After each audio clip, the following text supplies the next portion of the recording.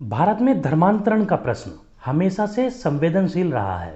हाल ही में supreme court ने उन राज्यों से जवाब मांगा है जिन्होंने धर्मांतरण रोधी कानून बनाए हैं। अदालत में दाखिल याचिकाओं में दावा किया गया है कि ये कानून नागरिकों की व्यक्तिगत स्वतंत्रता और संवैधानिक अधिकारों का उल्लंघन करते हैं। अदालत का यह कदम धार्मिक स्वतंत्रता और सामाजिक संतुलन के बीच संतुलन साधने की दिशा में एक बड़ा कदम माना जा रहा है।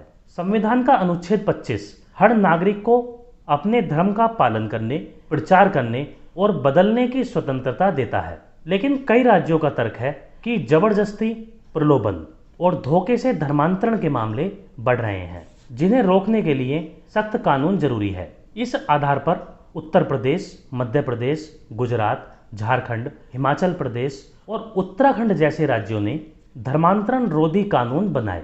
कानूनों की मुख्य विशेषताओं की बात की जाए तो हिंसा, धमकी, प्रलोभन या छल द्वारा धर्मांतरण अपराध माना गया।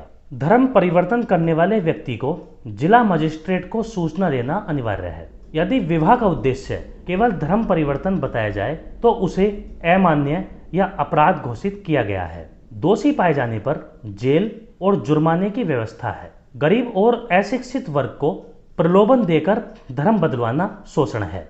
जबरदस्ती धर्मांतरण से सामाजिक सद्भाव बिगड़ सकता है।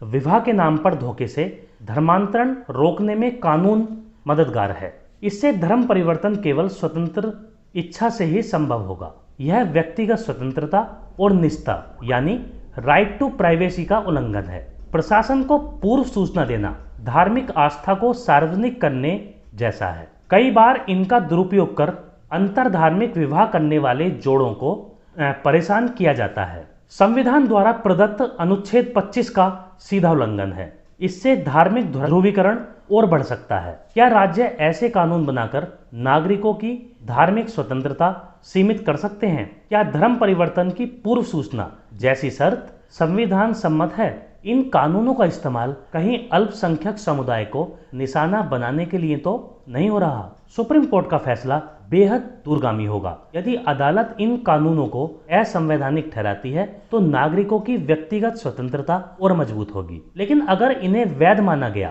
तो अन्य राज्य भी इस प्रकार के कानून बना सकते हैं। राजनीतिक दृष्टि से भी यह मामला बेहद संवेदनशील है, क्योंकि यह सीधे धार्मिक और सामाजिक समीकरणों को प्रभावित करता है। धर्मांतरण रोधी कानूनों का मुद्दा भारतीय लोकतंत्र के लिए एक परीक्षा की घड़ी है। एक और संविधान व्यक्ति को अपने धर्म को मानने और बदलने की स्वतंत्रता देता है, वहीं दूसरी ओर राज्य की जिम्मेदारी है कि वह समाज में शांति और स्थिरता बनाए रखे। सुप्रीम कोर्ट के समक्ष चुनौती यह है कि वह ऐसा संतुलन बनाए जिसमें न तो व्यक्तिगत स्वतंत्रता प्रभावित हो और न ही जबरन धर्मांतरण जैसी गतिविधियों को बढ़ावा मिले। इस मामले में आने वाला फैसला भारत के लोकतांत्रिक और संवैधानिक इतिहास में मील का पत्थर साबित हो सकता है।